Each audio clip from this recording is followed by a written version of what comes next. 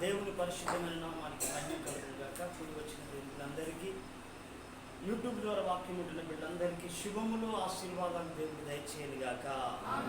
శబ్దం గట్టిగా ఆమేన్ ఆమేన్. నీ మాట జీవము గలదయ్యా యేసయ్యా, నీ మాట సత్యము గలదయ్యా, నీ మాట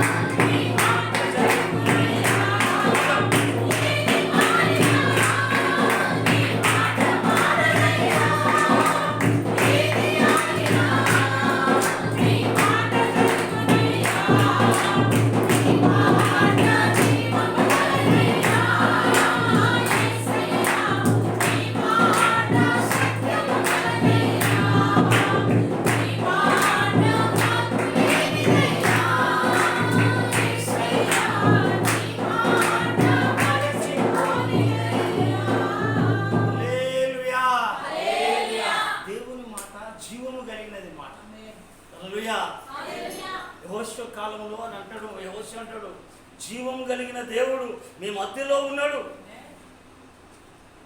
ఆయన జీవాధిపతి అయిన దేవుడు. ఆయన అంటాడు, నేనే జీవాహారమునైన దేవుడు అంటాడు. ఎందుకనంటే దేవుడు జీవింపజేసే దేవుడు. ఆయన జీవము కలిగిన దేవుడు, ఆయన సత్యమైన దేవుడు. ఆయన మాట జీవము కలిగింది. ఆయన మాటలో జీవం ఉన్నది. ఆయన నిత్య రాజ్యానికి చేర్చగలిగిన వాడు. ఆయన అంతం వరకు నడిపించగలిగిన శక్తివంతుడు, సమర్థుడు. ఆయన ఎందుకనంటే ఆయన నడిపిస్తే వస్త్రాలు పాతగిల్లలే, వాళ్ళ కాళ్ళు వాయలేదు. వాళ్ళు ఎందుకంటే వాళ్ళు బలహీనలే, ఎక్కడ తొట్టిలలే, వారిని సురక్షితంగా నడిపించుడు. ప్రజలలో హల్లెలూయా. అంటే ఆయన మాట ఏంటిదంటే జీవం కలిగింది మాట, జీవం కలిగింది మాట. ఎందుకనంటే దేవుని యొక్క మాట జీవము.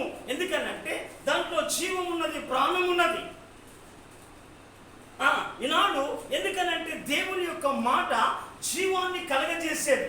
ఎందుకనంటే ఆ మాట జీవింపజేసేది.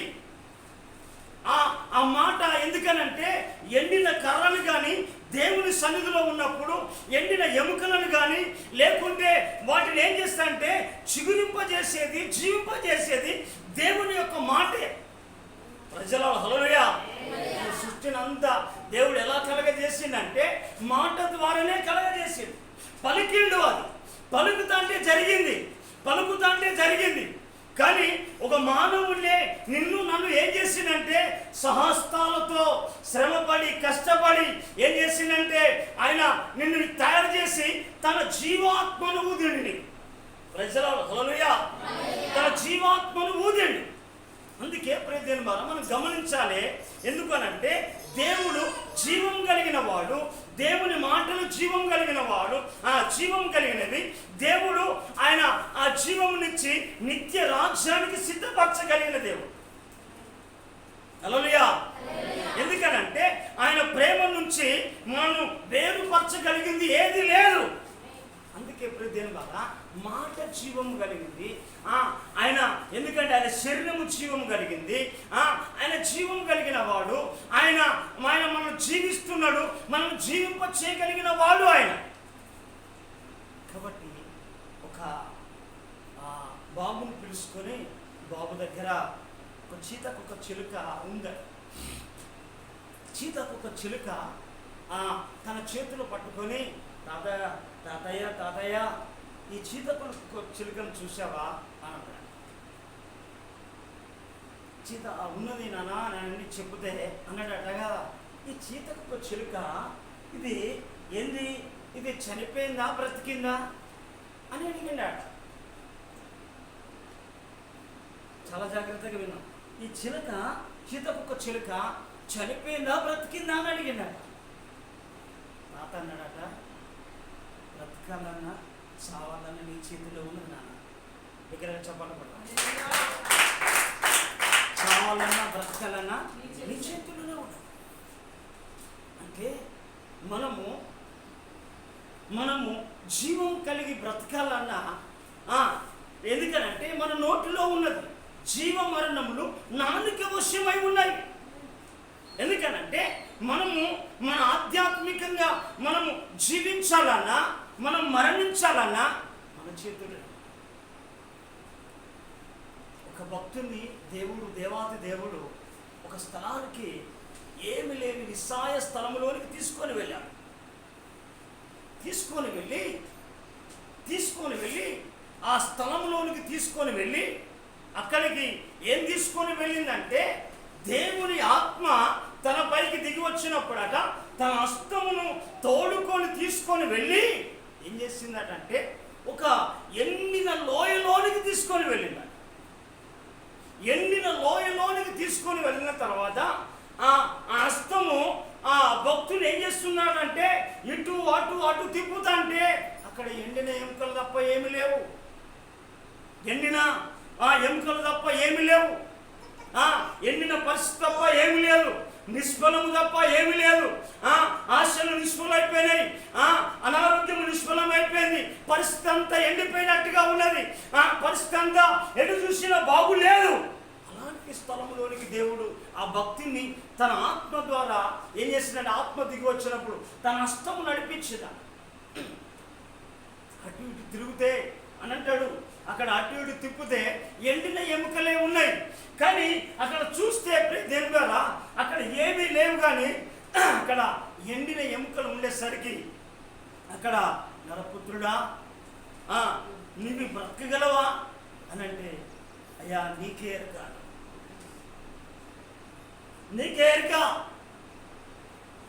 ఇవి నీకే ఎరుకయ్యా అని దేవుణ్ణి అడుగుతా ఉన్నాడు. అయ్యా బ్రతకగలవా నరపుత్రుడా, ఓ నా కుమారుడా, ఓ నా కుమార్తె అని మాట్లాడుతాంటే అవి నీకే ఎరుక అని మాట్లాడుతా ఉన్నాడు దేవుడు. దేవాది దేవునికి ఆ భక్తునికి సంభాషణ జరుగుతూనే ఉన్నది. సంభాషణ జరుగుతూ ఉన్నది ఈనాడు. ఎందుకనంటే దేవుని యొక్క వాక్యము జీవమే. దేవుడు జీవం కలిగిన వాడే. దేవుని శరీరము జీవమే. ఎందుకనంటే దాన్ని దేవుడు ఆ జీవమై ఉన్నప్పుడు, ఎందుకనంటే దేవుని యొక్క ఆత్మ ఎప్పుడైతే అతన్ని నడిపించిన విధానాన్ని బట్టి. కారణం ఎందుకంటే ప్రియదేని ద్వారా మనం ఎందుకనంటే దేవుని యొక్క ఆత్మను కలిగి మనము జీవించాలి. మొదట దేవుని ఆత్మ చెప్పాలి. ఏంటి కావాలి? దేవుని ఆత్మ. ఎందుకు అనంటే దేవుని యొక్క ఆత్మ నీలో ఉన్నది. ఆ ఆత్మ దినదినం ఏం చేయాలంటే నువ్వు ఆత్మానుసారంగా నువ్వు ఎదగాలి. దినంగా నువ్వు శరీరానుసారంగా జీవించడానికి శరీరానికి మనం రుణస్థులము కాదు. ఎందుకనంటే ఆత్మ నడిపించాలి. నేను ఆత్మ నీకు ఆలోచన ఇవ్వాలి. ఆత్మ నిన్ను శక్తితో నింపాలి. ఆత్మ నిన్ను బలపరచాలి. ఆత్మ నిన్ను ఆదరించాలి. ఆత్మ నిన్ను ధైర్యపరచాలి. ఎందుకనంటే ఆత్మ లేకపోతే, ఎందుకంటే శరీరంలో ఉన్నదంట కేవలం అంతా శరీరానుసారమైన మనసు అట మరణం కలగజేస్తుందని దేవుని లేఖనం సెలవిస్తాము.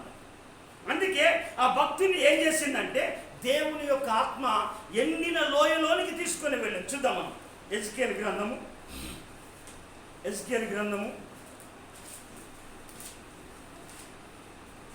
37వ అధ్యాయము 37వ అధ్యాయం మొదటి నుంచి కొన్ని వచనాలు చదువుదామా? 3-4 వచనాలు చదవనా? యెహోవా హస్తము నా మీదికి వచ్చెను. చూడండి ఆ మాటను అండర్లైన్ చేసుకో. ఎక్కడ అంటాడు యెహోవా హస్తము రావడానికి కారణం ఎందుకనంటే ఆయన ఆత్మవశుడై ఉన్నాడు. శరీరానికి వశం కాలేదు. ఎందుకంటే ఆత్మవశుడయ్యాడు. దేవుడు ఎవరయ్యా అంటే ఆత్మస్వరూపి అయిన దేవుడు. ఈ ఆత్మ ఏం చేస్తా అంటే ఆత్మ జీవింపజేస్తా శరీరము కేవలం నిష్ప్రయోజనమైంది. అంటే ఈ శరీర క్రియలు చచ్చిపోవాలి, శరీర సంబంధమైన ఆలోచనలు చావాలి, శరీర మనుషమైన ఆలోచనలు కానీ తలంపులు కానీ ఎప్పుడైతే చస్తాయో ఆత్మ నడిపిస్తాడు. నువ్వు ఆత్మవశ్యంలో ఉండడానికి వస్తాడు. అందుకే ఎస్కేలు ప్రవక్తను ఏం చేశాడంటే ఆయన ఆత్మవశుడై ఉన్నాడు. అంటే సంఘం ఏం కావాలి అని అంటే, దేవుని పిల్లలు ఏమై ఉండాలంటే, ఏం కావాలంటే ఆత్మ సంబంధంగా జీవించాలి, ఆత్మను కలిగి ఉండాలి, ఆత్మతో నింపబడాలి, ఆత్మతో నింపబడాలి. ఆయన ఆత్మ స్వరూపి అయినప్పుడు ఆత్మ ద్వారా తన పోలికలోకి మారుస్తాడు, ఆత్మనే నిన్ను జీవింపజేస్తాడు. ప్రజలు హల్లెలూయా. అందుకే అక్కడ ఏమంటే నేను ఆత్మవశుడనై ఉండగా దేవుడు నన్ను తోడుకొని పోయి ఎముకలతో నిండిన ఒక లోయలో నన్ను దింపిండు. ఎందుకనంటే రేపు నిన్నైనా నన్నైనా దింపవచ్చు. లోకమంతా ఎండిపోయింది, లోకంలో పరిస్థితి అంతా సంతోషము లేదు, సమాధానం లేదు, ఆరోగ్యము లేదు, విపరీతమైన భయంకరమైన రోగాలు, భయంకరమైన పరిస్థితులు, భయంకరమైన విపత్తులతోటి మనిషి కొట్టుమిట్టాడుతా ఉన్నాడు. శరీరంలో ఉన్నదంతా ఎలాంటి అంటే కోపము, ద్వేషము, పగ, ప్రతీకారము, ఈర్ష్య, మత్సరము. ఎందుకనంటే వీటితో అంతా లోకము నిండి ఉన్నది, లోకము నిండి ఉన్నది. అందుకే సంఘము దేవుని ఆత్మతో నింపబడాలి. చదువునా? ఆయన వాటి మధ్య నన్ను ఇటు అటు నడిపిస్తా ఉన్నాడు. ఎక్కడ నడిపిస్తా ఉన్నాడు? ఎముకల మధ్యలో, ఎండిన ఎముకల మధ్యలో. ఒకవేళ నువ్వు ఎండి ఏమీ లేని స్థితిలో ఇటు అటు కొట్లాడుతూ ఉన్నావు కావచ్చు, అంటే ఆయన ఇటు అటు నడిపిస్తా ఉన్నాడు దేవుడు. అంటే ఇటు అటు అక్కడ ఆ లోయలోకి తీసుకోవాలి, ఇది చూడు అది చూడని దేవుడు చూపిస్తా ఉన్నాడు. మనం చూస్తా అంటే లోకంలో ఎన్నో కనబడతా ఉంటాయి, మన దగ్గర కూడా ఎన్నో పరిస్థితులు కనబడతా ఉంటాయి. అందుకే అక్కడ అంటాడు ఎండిన లోయల్లో ఆయన ఏం చేసిందంటే అటు ఇటు నడిపించుచుండగా ఎముకలు అనేకములు ఆ లోయల్లో కనబడను, అవి కేవలం ఎండిపోయినవి. ఎందుకనంటే ఎండిపోయింది సార్, ఎందుకనంటే డాక్టర్ దగ్గర తీసుకొస్తే ఇది ఎండిపోయింది, పని చేయదు. డాక్టర్ దగ్గర కనుక తీసుకువెళ్తే, ఎందుకనంటే ఒక వ్యక్తి ఫ్రాక్చర్ అయిన వ్యక్తికి ఒకవేళ బోన్, నీ ఎండిపోయిన బోన్ కనుక సెట్ చేస్తే సెట్ కాదు.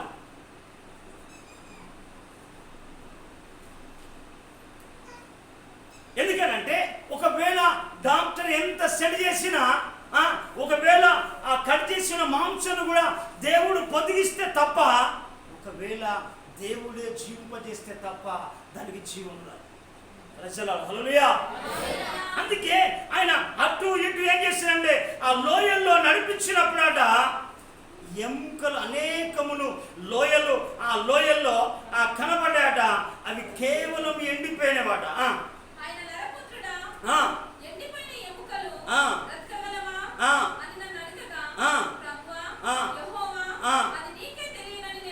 చూడండి ఆయనకి అంటాడు నరపుత్రుడా, ఏమంటాడు? నరపుత్రుడా, ఈ ఎండిపోయిన ఎముకలు బ్రతికగలవా అని అడగగా యెహోవా ప్రభువా అది నీకే తెలియనయ్యా. చూడండి, ఇప్పుడే దీని మనం గమనించాలి. ఎందుకనంటే ఈ ఎండిన స్థితిని మనం చూడాలి. ఎందుకు అనంటే ఈ ఆత్మలో ఎందుకనంటే జీవం ఉంటాండి. ఎందుకనంటే ఈనాడు శరీర సంబంధమైన ఆ ఆలోచనలు మనం చనిపోకపోతే ఆత్మ సంబంధంగా మనం బ్రతకలేము. అవి చనిపోకపోతే శరీర సంబంధమైన కోరికలు, ఆలోచనలు, ఎందుకంటే ఈ శరీరం ఎందుకనంటే శరీరాన్నే సంరక్షించుకుంటున్నావు కానీ ఆత్మకు కావాల్సింది ఏది నువ్వు అందిస్తలేవు. ఎందుకంటే ఆ ఆత్మకు కావాల్సింది నువ్వు అనుగ్రహిస్తే నువ్వు ఆత్మవశంలో ఉంటావు. ఆత్మ దేవుడిని నడిపిస్తా ఉంటాడు, ఆత్మతో నిన్ను నడిపిస్తా ఉంటాడు. ఎందుకనంటే ఈ ఆత్మ లేనప్పుడు ఏం చేస్తున్నంటే దేవుడు శరీరానుసారంగా నడిపించలేడు. ఎందుకు అనంటే ఆయన పౌలు భక్తులు మాట్లాడుతుంటాడు. ఎందుకనంటే శరీరానుసారమైన మనసట ఏంటిదట, అది మరణకరమైనది, అదట దేవునికి విరోధమైంది అంటాడు. చూడండమ్మా, మనం రోమిలకు రాసిన పత్రిక 8వ అధ్యాయము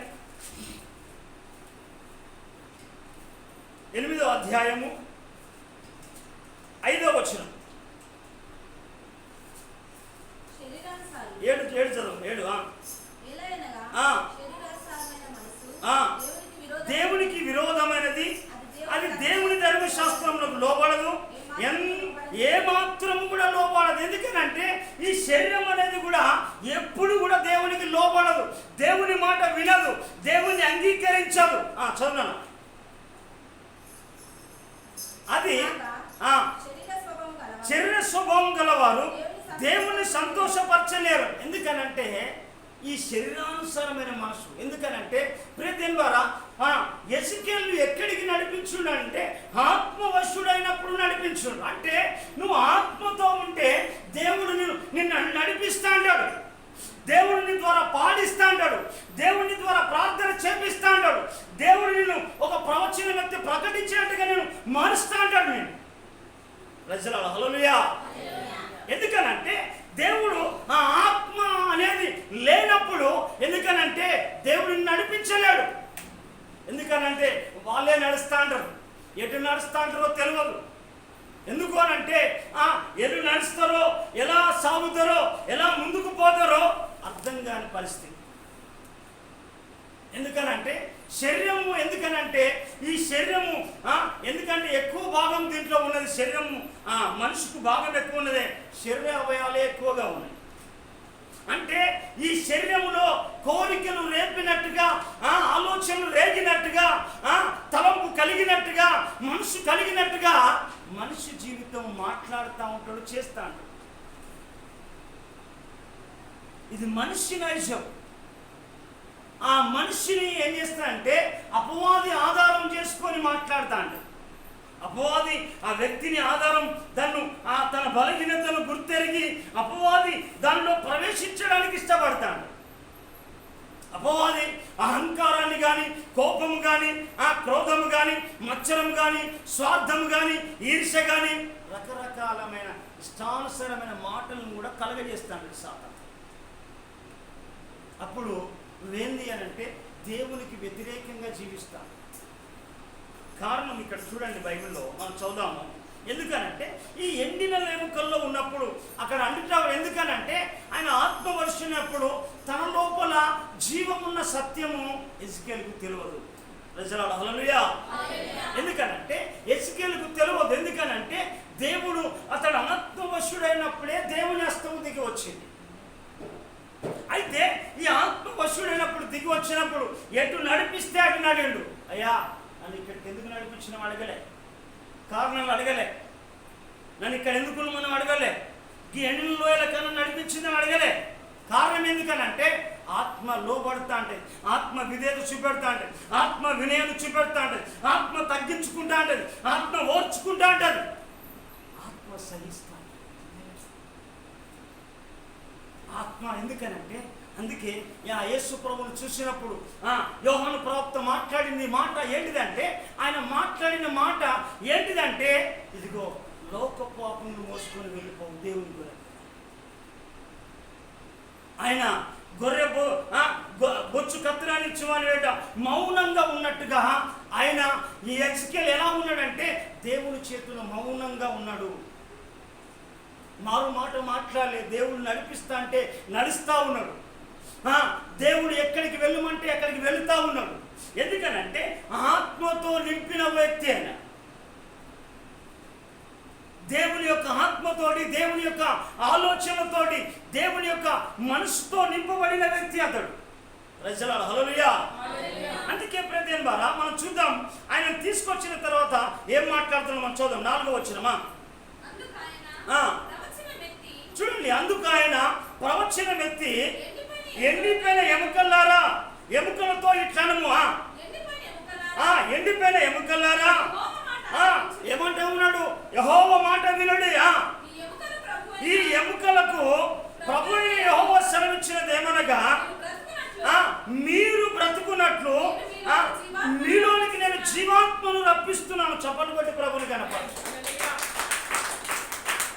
ఏమంటున్నాడంటే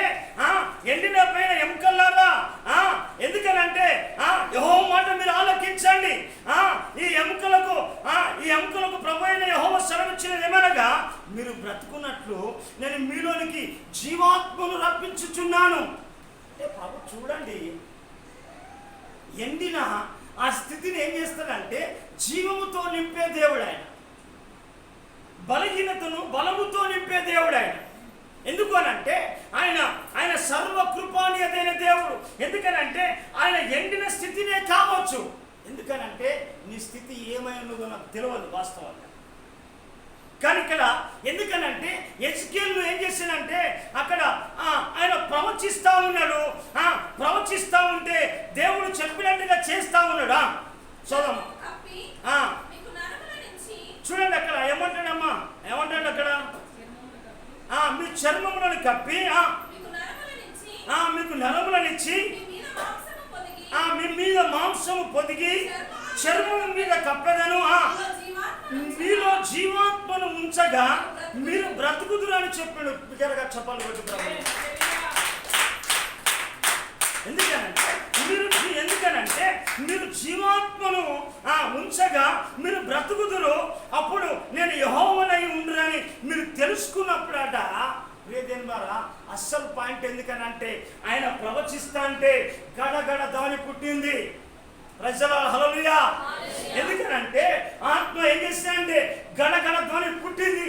ఎందుకనంటే దేవుని యొక్క ఆత్మ ఏం చేసిందంటే ఆ ఎముకలకు ఏమి కావలసిందో ఆ శూన్యములో దేవుడు సృష్టిని ఎలాగైతే కలగజేసిండో ఆ ఎండిన పరిస్థితిని అంతా ఎలాగైతే ఆ స్థితిని మార్చిండో దేవుడు నీ స్థితిని కూడా మారుస్తాడు. హల్లెలూయా, హల్లెలూయా.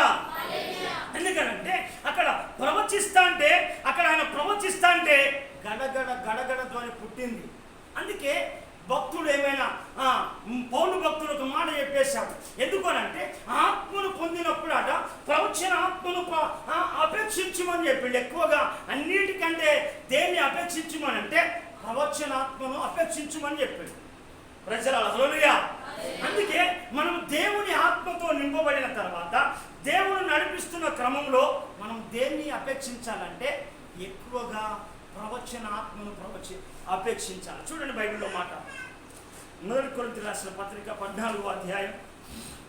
చాలా జాగ్రత్తగా మాట్లాడదాం. 1 కొరింథీయులకు రాసిన పత్రిక 14వ అధ్యాయం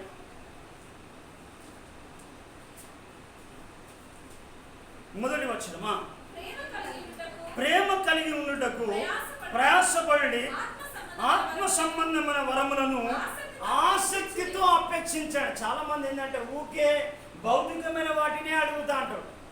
దేవుని నుంచి ఒక శక్తిని కానీ అభిషేకమును కానీ వరము కానీ ఫలము కానీ బలము కానీ అడిగారు. అయ్యా ఇది కావాలి అది కావాలి. నువ్వు దేవునితో నడుస్తా అంటే ఏదైనా ఇస్తా, దేవుణ్ణి ప్రార్థిస్తా అంటే దేవుడు నీకు ఏదైనా ఇస్తాడు. అందుకే అక్కడ ఏమంటాడంటే ప్రేమ కలిగి ఉండు. ఆత్మలో మొదటి ఫలం ఏంటిదంటే ప్రేమనే. అందుకే ప్రేమ కలిగి ఉండకు ప్రయాసపడి అచలమా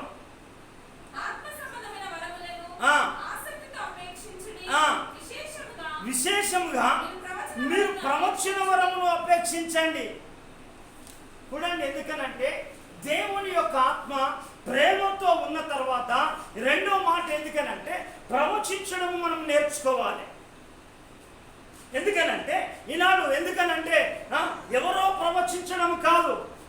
ఎందుకనంటే దేవుడు నిన్ను కూడా ఒక ప్రవచనాత్మకంగా నిన్ను నింపడానికి ఇష్టపడతావు. ప్రజల హల్లెలూయా. ఎందుకనంటే అక్కడ ఆ ఆదిమ సంఘము ఆది అపోస్తుల కాలంలో వారు ప్రవచించడం నేర్చుకున్నారు. దేని కొరకు అంటే సంఘ క్షేమాభివృద్ధి నిమిత్తము ప్రవచించారు. ప్రజల హల్లెలూయా. ఎందుకు అనంటే నీ ప్రవచనము ఎందుకనంటే అనేకుల్ని ప్రభు తట్టు త్రిప్పినట్టుగా, నీ ప్రవచనము సంఘము క్షేమాభివృద్ధి చెందినట్టుగా, నీ ప్రవచనము నీ ఆధ్యాత్మిక జీవితం అభివృద్ధి చెందినట్టుగా నీ ప్రవచనం ఏమై ఉండాలంటే అనేకుల్ని కట్టాలి, అనేకుల్ని నిలబెట్టాలి.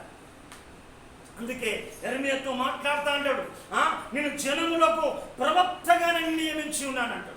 ఎందుకు మాట్లాడు చూద్దాం. యెరెమీయా గ్రంథం 1వ అధ్యాయం 1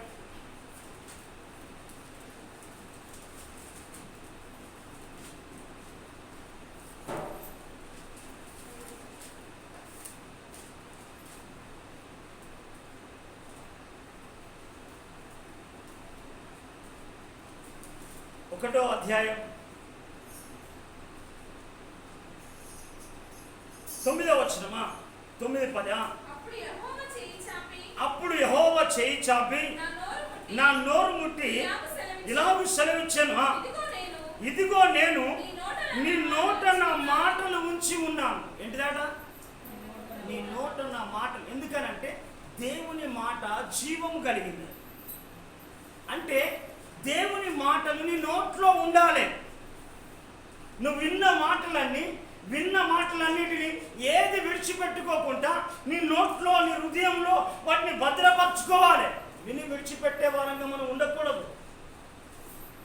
ఎందుకనంటే నీ నోట్లో నా మాటలు ఉంచి ఉన్నాను. చదువునా? ఏంటిదంట?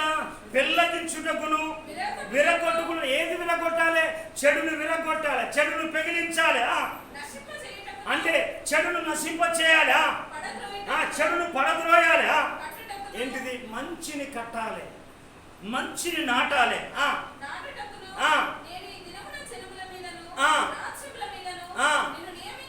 ఎందుకనంటే నేను దేవుడు నియమించింది అందుకు, దేవుడు ఆయన నియమించింది అందుకు, నాటడానికి. అందుకే అక్కడ నిన్ను జనములకు ప్రవక్తగా నియమించిండు. 5వ వచనంలో ఉంటుంది అక్కడ. నాన్న ఆ మాట పడ్డా, జనములకు నేను ప్రవక్తగా నియమించి ఉన్నాను. అంటే దేవుని యొక్క మాట. ఎందుకనంటే ఆయన ఎజికేల్ ఎప్పుడైతే ఆ లోయలోకి వెళ్ళిన తర్వాత దేవుడు చెప్పినట్టుగా చేస్తా ఉన్నాడు. అంటే దైవజనుడు కానీ సంఘం కానీ దేవుడు చెప్పినట్టుగా చేయాలి, దేవుడు మాట్లాడినట్టుగా మాట్లాడాలి. దేవుడు ఏది చెప్తే అది చేయాలి. కానీ మన ఇష్టం వచ్చినట్టుగా మనం చెప్పకూడదు, మన ఇష్టం వచ్చినట్టుగా మాట్లాడకూడదు. ఏ కార్యం కావచ్చు, ఓ ఇంట్లో కార్యం కావచ్చు, శుభకార్యం కావచ్చు, ఇంట్లో లేకుంటే గృహప్రవేశం కావచ్చు, లేక ఇంట్లో ఏ కార్యమైనా ఆ కార్యానికి ముందుగా దేవుని దగ్గర విచారణ చేసి, దేవుని దగ్గర ఆలోచన చేసి, దేవుడు చెప్పినట్టుగా మనం చేయాలి. హల్లెలూయా, హల్లెలూయా. ఎందుకనంటే మనం చెప్పినట్టుగా చేస్తే ఫెయిల్ అయితే, కొన్ని ఫెయిల్ అయితే. ప్రవక్త కూడా ఎవరో గమనించాలి మనం. దేవుడు ఏర్పరచుకున్న ప్రవక్త, బయలు ప్రవక్త. వీళ్ళు ప్రవచించే వాళ్ళు కొంతమంది పొగడడానికి, కొంతమంది సొమ్ము పోగు చేసుకోవడానికి, కొంతమంది భ్రమపరచడానికి. ఎందుకమ్మా మీరు ఎందుకనంటే రేపు మీ కొడుకు అమెరికా దేశానికి వెళుతున్నాడని. ఇవిగా నువ్వు చెప్పేది.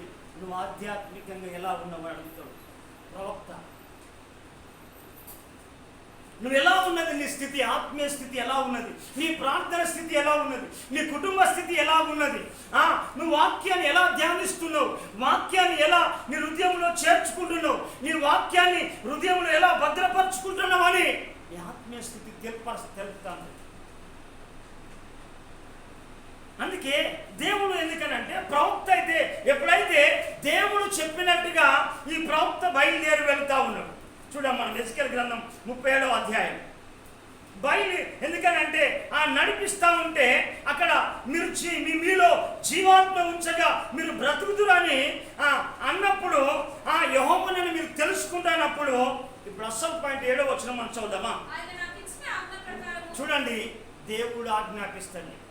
నువ్వు నడుస్తా అంటే దేవుడు నిన్ను ఎలాగైతే నడిపింపులో ఉన్నప్పుడు నీకు ఆజ్ఞాపిస్తాడు. ఏది ఆజ్ఞాపించాలి, ఎక్కడ ఎలా ఆజ్ఞాపించాలో నీకు నేర్పిస్తాను. చదువునా?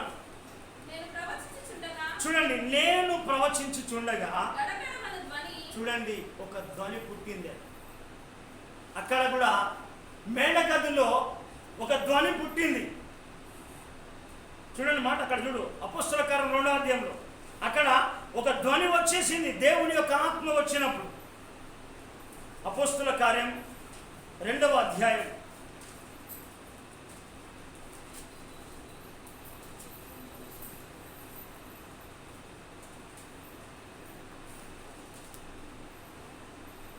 2వ అధ్యాయం 2వ వచనమా? వేగంగా వీచు బలమైన గాలి వంటి ఒక ధ్వని. ఎందుకనంటే ఆత్మ ధ్వని. ఎందుకనంటే అప్పుడట అకస్మాత్తుగా ఇల్లంతా నిండింది. అంటే ఆత్మ ఎప్పుడైతే ఆ ఆత్మ వచ్చిందో వాళ్ళందరిపైన విభాగింపబడింది. అంటే ఇక్కడ భక్తుడు కూడా ఎందుకనంటే ఆయన ఏం చేస్తున్నాడంటే ప్రవచిస్తా అంటే ఒక గణగణత్వాన్ని పుట్టెను. అప్పుడు ఎముకలు ఒకదాన్ని ఒకటి కలుసుకుంటా ఉన్నాయి. హల్లెలూయా. ఆత్మతో మనం ఎప్పుడైతే నింపబడతామో, అభిషేకంతో నింపబడతామో, ఇంకొక ఆత్మను మనం కలుపుకుంటాను. చల్లారిపోయిన వ్యక్తిని మన ఆత్మ ద్వారా వారు జీవింపజేస్తాం. వారు ఎండిపోయిన వ్యక్తిని వారిని జీవింపజేస్తాం. మన ఆత్మ ద్వారా వారిని బలపరుస్తాం, వారిని ధైర్యపరుస్తాం, వారిని ప్రోత్సాహపరుస్తాం, వారిని లేవనెత్తాం. అది ఆత్మకున్న లక్ష్యం. శరీరం ఏం చేస్తా అంటే కృంగ చేస్తా అంటది. శరీరం ఏం చేస్తా అంటే బలహీనపరుస్తా అంటది.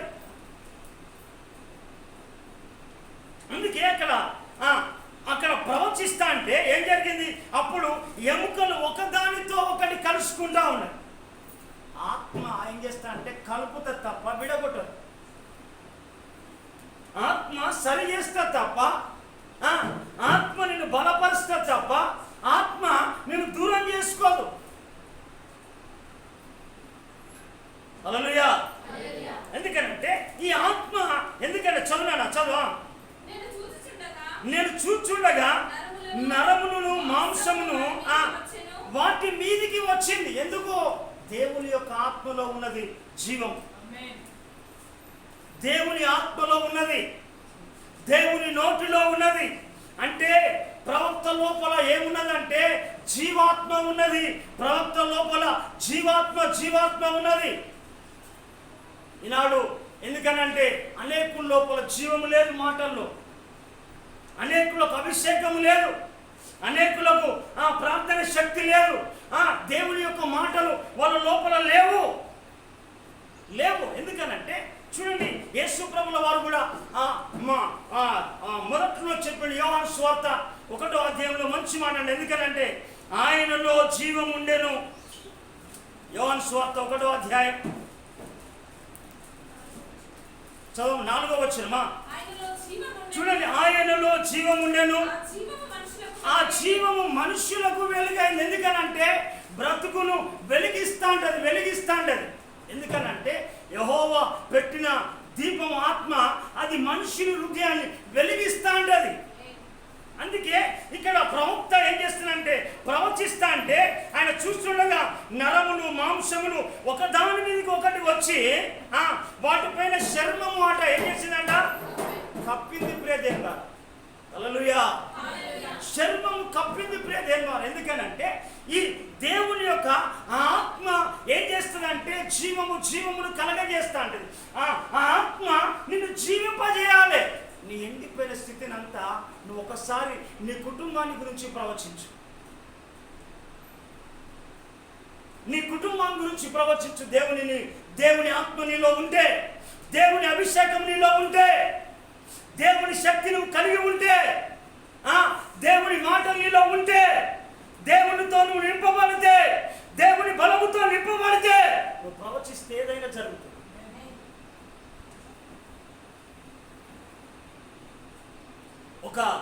ఒక యెహోషువనే సూర్యుని ఆత్మ అంటే ఆగగలిగింది.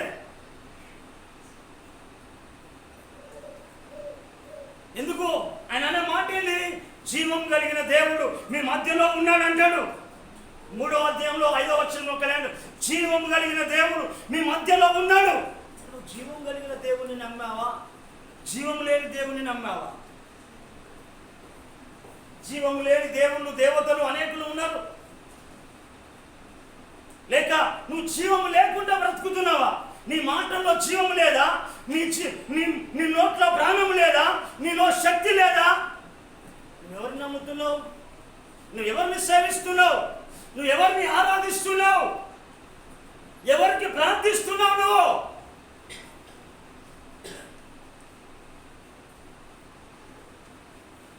అక్కడ భక్తుడు ప్రవచిస్తా అంటే ఏం జరుగుతూ ఉన్నదంటే అప్పుడట ఎముకలు ఒకదాన్ని ఒకటి కలుసుకున్నాయట. నేను చూచుండగా నరములను మాంసమును వాటి మీదకి వచ్చాను, వాటి పైన చర్మము కప్పాను, వాటిలో జీవాత్మ ఏమాత్రము లేకపోయాను. అప్పుడు ఆయన నరపుత్రుడా జీవాత్మ వచ్చినట్లు ప్రవచించుము, మరలా ప్రవచిస్తా ఉన్నాడు. ఒక్కొక్కడైతే కలుసుకున్నాయి, ఒక్కొక్కడైతే దగ్గరికి వచ్చేసింది. నేనంటా దేవుని యొక్క ఆత్మతో నింపబడితే, దేవుని యొక్క శక్తితో నింపబడితే, దేవుని అభిషేకం నీలో ఉంటే ఎండిన ఎముకలు కూడా మహా సైన్యమై నిలుస్తాయి. నువ్వు మాట్లాడితే నీ పరిస్థితులు మారుతాయి. నీ మాటలోనే, నీ నోటిలోనే ఉన్నది. జీవ మరణములు నాలుక వశమై ఉన్నాయి. నేను ఎందుకనంటే దేవుడు జీవింపజేసే దేవుడు అయితే నేను జీవింపజేస్తా అంటాడు. నీలో జీవం ఉంటుంది. నువ్వు దేవుణ్ణి, జీవం కలిగిన దేవుణ్ణి మనం ఆరాధిస్తున్నాం. అక్కడ మనలో ప్రవచిస్తా అంటే ఏం జరుగుతామా? అప్పుడు ఆయన జీవాత్మ వచ్చినట్లు ప్రవచించుము, ప్రవచించి కనుము. ప్రభువు యెహోవా సెలవిచ్చినదేమనగా, జీవాత్మ నలుదిక్కుల నుండి వచ్చి హద్దులైన మీరు బ్రతుకున్నట్లు వారి మీద ఊపిరి విడుము. బిగ్గరగా చెప్పాలి కొట్టు బ్రాహ్మణులు. ఇంతకు ముందుకోమో ఎముకలు వచ్చినాయి, నరములు వచ్చినాయి, మాంసం వచ్చినాయి.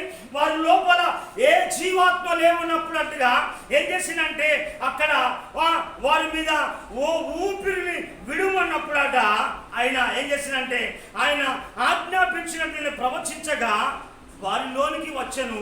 వారు సజీవులై లెక్కింప సఖ్యము కానీ మహాసైన్యమై నిలిచిండు. చప్పట్లు కొట్టు బిగ్గరగా. హల్లెలూయా. మహాసైన్యమై నిలిచింది, మహాసైన్యమై నిలిచింది. అంటే ఎముకలు లేనప్పుడు ఎముకలు వచ్చినాయి. ఆ ఎముకలన్నీ అక్కడక్కడ పడి ఉంటే ఎముకలన్నీ దగ్గరికి వచ్చినాయి. ఎముకలే లేవు, దగ్గరికి వచ్చినాయి. నరాలు కూడా వచ్చినాయి, నరాలు లేవు. అక్కడ మాంసం లేదు, అక్కడ మాంసం వచ్చింది. అక్కడ ఏమాత్రము జీవాత్మ లేదు. కానీ ప్రవచిస్తా అంటే ఏమైందంటే జీవాత్మ వచ్చాట వారు సజీవులై మహాసైన్యమై నిలిచారు. అంటే దేవుని పిల్లలు దేవుని ఆత్మతో నింపబడితే, దేవుని శక్తితో నింపబడితే, దేవుని అభిషేకముతో నింపబడితే ప్రవచించిన ప్రకారంగా ప్రతి పని జరుగుతుంది. హల్లెలూయా, హల్లెలూయా. ఎందుకంటే ప్రియదేవులారా, ఎందుకు అనంటే తన నారును కార్చుకున్నవాడట తనను భద్రము చేసుకుంటాడు. బైబిల్ చెప్తున్న మాట మనం చూడండి. ఇక్కడ ఇతడు జీవాత్మ కలిగిన వాడు. ప్రజల హల్లెలూయా. ఏ ఆత్మ కలిగిన వాడు? జీవాత్మ కలిగిన వాడు. అతడు ఆత్మవశుడై ఉంటేనే దేవుని హస్తం వచ్చింది. దేవుడు నడిపించు, ప్రవచించినట్టుగా ప్రవచించాడు. ఒకరోజు నువ్వు నీ ఇంట్లో ఆత్మతో నింపబడి నీ కుటుంబాన్ని గురించి ప్రవచించు.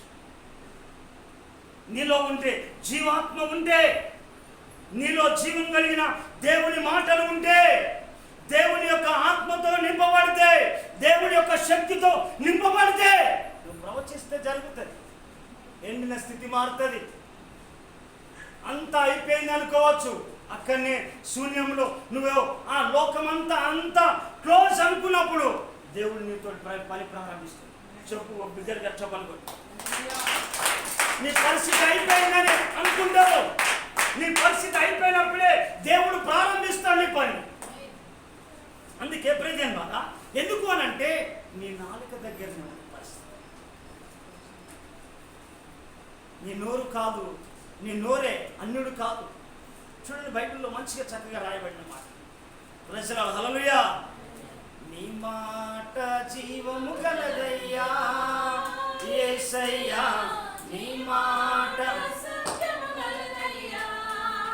నీ మాట సామెతల గ్రంథం యేసయ్యా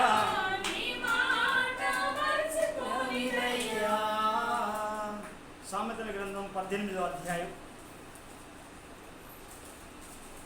20-21 చదువు నిమ్మలంగా.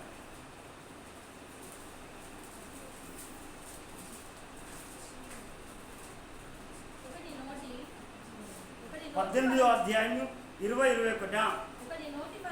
ఒకరి నోటి ఫలము చేత వాని కడుపు నిండుతుంది. నీ ఫలము ఏ ఫలము ఉన్నది? నీ ఫలము ఏ ఫలమైతే ఉంటుందో ఆ ఫలముతోటే